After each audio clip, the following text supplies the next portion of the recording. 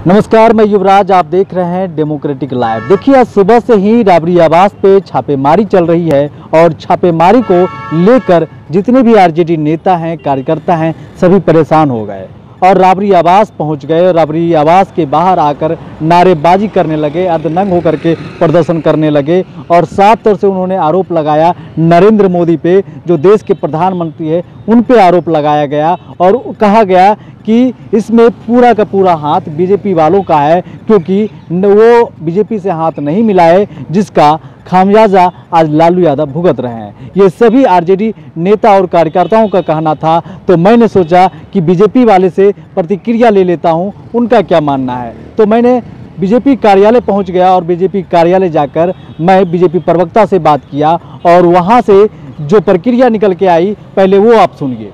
देखिए, सीबीआई एक समान प्रक्रिया के तहत छापामारी की है। लालू जी पर रेलवे घोटाला में, भर्ती घोटाला में पहले से केस चल रहा था। उस समय भाजपा का क्या लेना देना था, मंत्री वो थे, घोटाला खुद किए थे, तो स्वाभाविक है कि केस दर्ज होगा, कोई भी घोटाला करेगा तो उस पर होगा। तो लालू जी पर उनके कारनामों के कारण छापामारी हो रही है, इसमें भाजपा का क्या लेना देना है।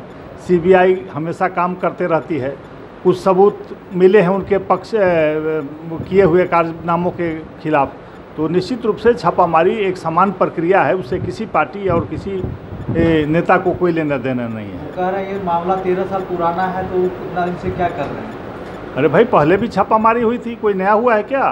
केस चल रहा है, सबूत का अभाव कहीं लग रहा है, अगर सबूत और कहीं होगा तो प्राप्त होगा और आगे कार्रवाई होगी। जब तक केस फाइनल नहीं हो जाता है, उन पर कार्रवाई चलती रहेगी। उनका एक और आरोप है, वो कर रहे हैं कि वो नहीं चाहते हैं कि लालू नीतीश एक साथ हो जाए और ये साइड इफेक्ट है इफ्तार पार्टी का। ये कहाँ से आ गया कि लालू नीतीश जी एक हो रहे हैं? ये तो हवाई बातें हैं। पहले भी एक बार गलती से नीतीश जी चले गए थे, क्या हाल हुआ लोगों ने देखा है। इसलिए वो सपना देखना बंद करें, नीतीश कुमार जी के प्रश्नों का जवाब पहले दे, जो उन्होंने तेजस्वी यादव को डिप्टी सीएम से हटाने के पहले किया था, तो पहले जवाब दे, तब इस तरह की बातें करें और अपने कारनामों को छुपाने का प्रयास न करें। बिहार और देश की जनता सारी बातों को जानती है और उनके सारे घोटालों को जानती है। तो से आउट्स कहा जा रहा है कि ये लालू परिवार का बदनाम किया जा रहा है।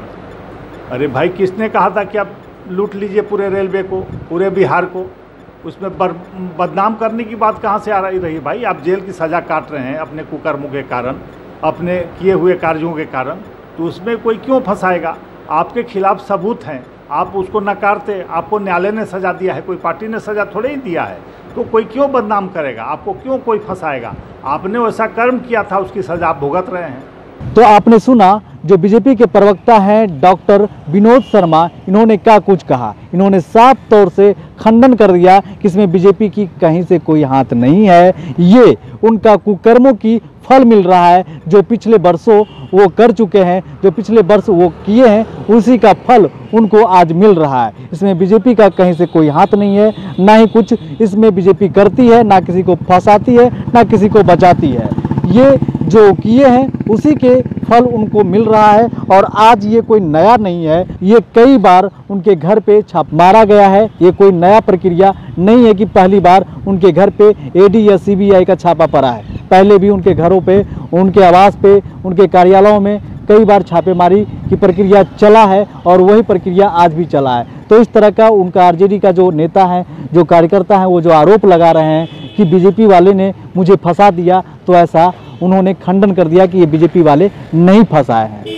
तो इसी तरह का खबर देखने के लिए देखते रहिए डेमोक्रेटिक लाइव, और फेसबुक पे देख रहे हैं तो लाइक और शेयर करना ना भूलें और जल्दी से जल्दी हमें ट्विटर पे भी फॉलो कर लें। धन्यवाद।